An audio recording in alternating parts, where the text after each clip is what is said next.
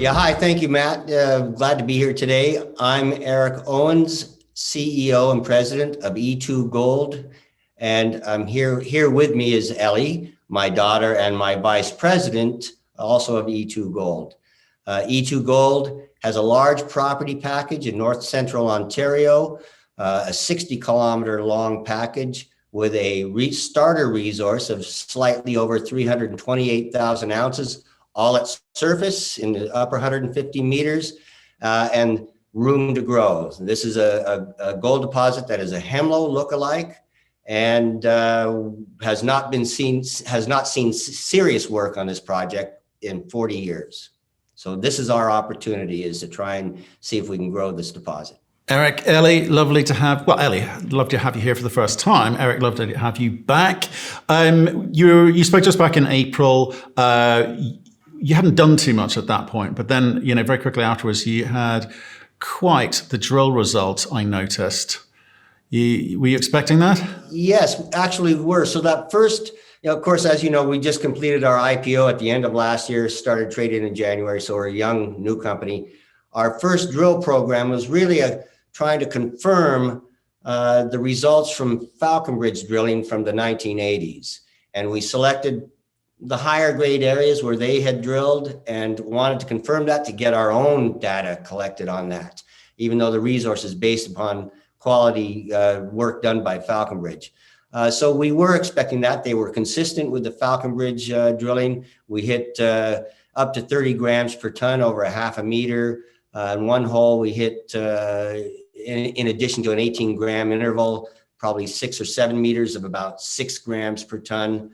So these were consistent, and they verified the work that Falconbridge had done. And plus, they gave us added information on how the zone is trending. Okay, so the difficulty when you're just starting out is being cash constrained, not having the cash to be able to do what you want to do. That drill result has helped you raise some money recently, and I guess that's what you want to tell me. Yeah.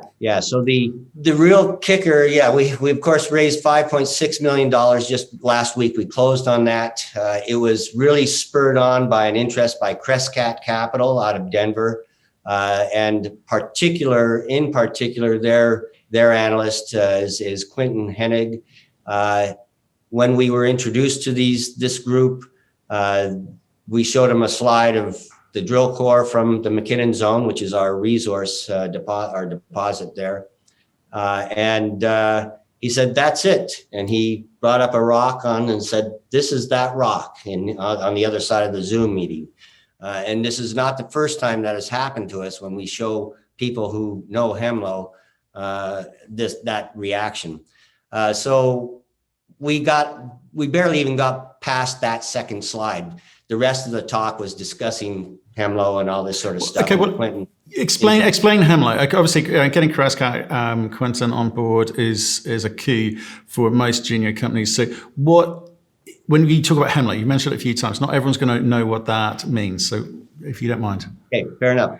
So Hemlo is a 24 million ounce gold mine in north central Ontario, and near the north shore of Lake Superior.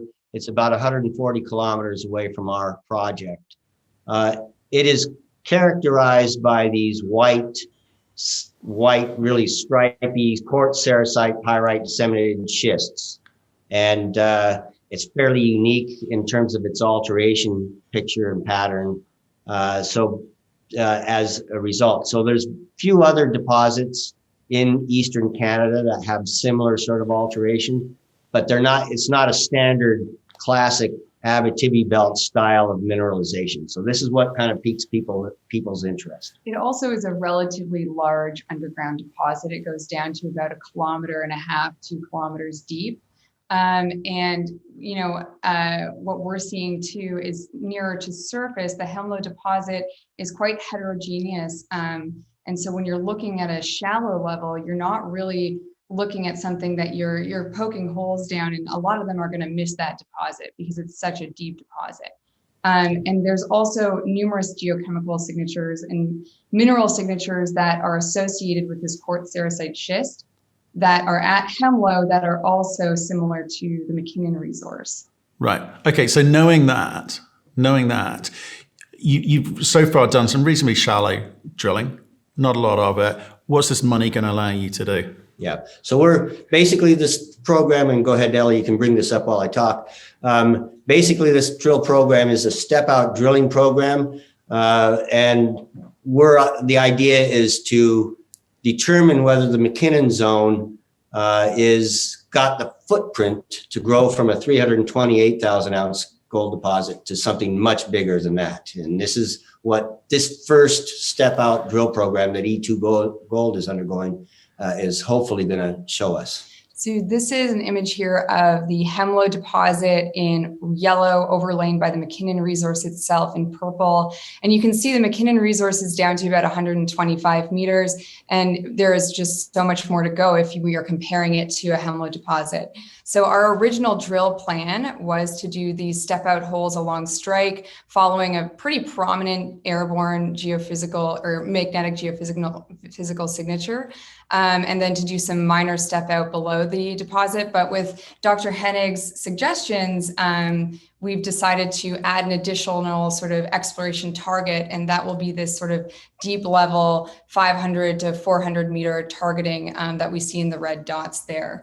You can think of it more of like a bit of a statistical targeting as opposed to a geophysical anomalous targeting. Right. And go ahead. No, I was just going to say it kind of looks quite systematic there.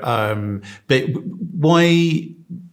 But how many drills are we talking about? Sorry, how many drill holes are you talking about here? What is the step out on that? And I think you've got one drill at the moment. Are you looking to step that up? Yeah, right. So we're looking at about 12 holes of these deep drilling holes. And so for that, we're going to need these another rig to come on, and that will be sometime by the end of August, which is part of the reason for the additional raise. We originally were going for 4 million, but with this new targeting front, we decided to up the raise to 5.6 million. Right. Okay. Yeah. We got a lot of extra interest as a result of Crescat's involvement. And we had to delay the closing, of course, because there was a last minute fund out of Liechtenstein that wanted to come in and place $500,000 as well. So it's been an exciting last couple of months, and we're looking forward to conducting all these activities. The drilling is just one of our many activities, and it's the most expensive of our activities.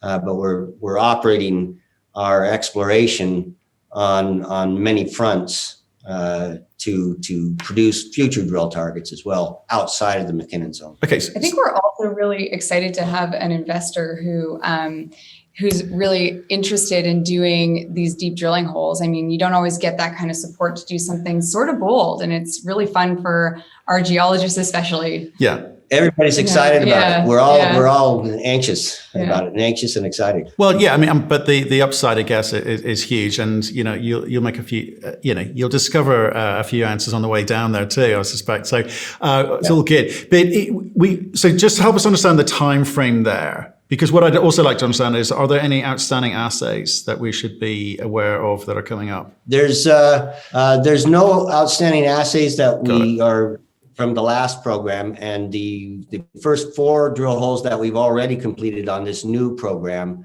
are still a number of weeks away. Probably towards the end of August, we'll start seeing assays. Okay, fine. And are we still seeing delays in terms of getting those assays back? Yeah, same sort of situation today as it was 4 months ago. Yeah. Okay, right. Okay. And then so this money takes us through to when? I mean, and plus how much of it's going in the ground? Well, most of it was flow through or donation flow through. I think 1.3 or 4 million was hard dollars. The rest of that 5.6 million was flow through. So that'll all go in the ground, one form or another there. And then we are going to approach, we are operating on, in terms of timing, I expect that to last up through spring because it's going to take some of these deep level holes we can't do in the summertime. We have to wait till winter freeze up to get those going. So in addition, though, to the targets below the McKinnon zone, we have geophysical targets off trend that we also want to determine. So one of the aspects, we're trying to squeeze as much knowledge or information out of each of our exploration tools. And so we did a big airborne survey last fall. We are in the process, or we have just completed a detailed interpretation by a geophysical consultant who's based in Sydney, Australia, who has provided us with new ways of looking at this thing, new filters to apply to this thing, to this kind of data. And as a result, he's provided a number of targets off target, which are his favorites, or off trend from the McKinnon zone. And so we're looking at testing those as part of this program as well. Because I think it's good to remember too that what we're doing with the McKinnon zone is not just trying to find a deposit at the McKinnon zone itself. This is a 60-kilometer long property package, 200 hectares. It's very, very large. The McKinnon zone itself is only 3 kilometers long. So what we're trying to do with McKinnon zone is get our geologists familiar with the geochemical and geological visual characteristics of the gold deposit in this area, and now move away from that and see what else is on the whole Hawkins project itself. And so that's a lot of what we're doing with these geophysical inversion data, is trying to find new anomalies off the McKinnon zone that we can then ground truth with mapping that we're doing this fall, with prospecting, trenching that we're doing this fall, and then see if there's a potential drill target there for the winter drilling program. See, I'm glad you said that, Ellie, because it seems some bold moves being made here, right? From when we first talked out of the gate, it's like, where's the money coming from? What do I do? What can I do with limited funds? This capital's giving you sort of a bravery. You're going to do the deeper drilling, right? Which I imagine you weren't picturing before. The suggestion from Australia, which is, well, actually, maybe there's some targets which actually might throw up something interesting. So it's almost like there's a slightly different narrative, slightly different feel to this, slightly more aggressive feel to this company right now. Is that true? Yeah. I think that's very accurate. And I think it's also the confidence we've been given by this mandate from these investors who have, once Crescat came in, really got on board. So there's really a mandate there to be more aggressive. Okay. Yeah, and our exploration program is operated on multiple fronts, because we're not only drilling now because of this last financing, and we'll be drilling a number of different targets. We're also trying to develop future drill targets elsewhere on the property, because as Ellie said, this is a big property. So we have a big airborne survey planned, airborne mag survey planned for the western end of our property, which will occur this fall sometime, and that's virtually virgin territory out there, but it's a slightly different geological environment. It's a very complex geological environment, which is good for gold geology. And so that'll be the first steps we're taking to try and prepare ourselves for drilling on that target maybe a year from now.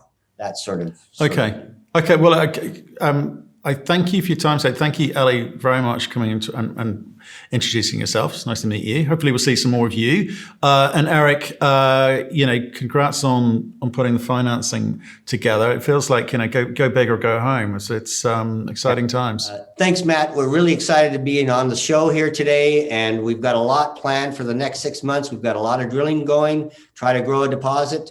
We've got a lot of exploration activities going. We're very active on the marketing front as well, and we've got lots of money.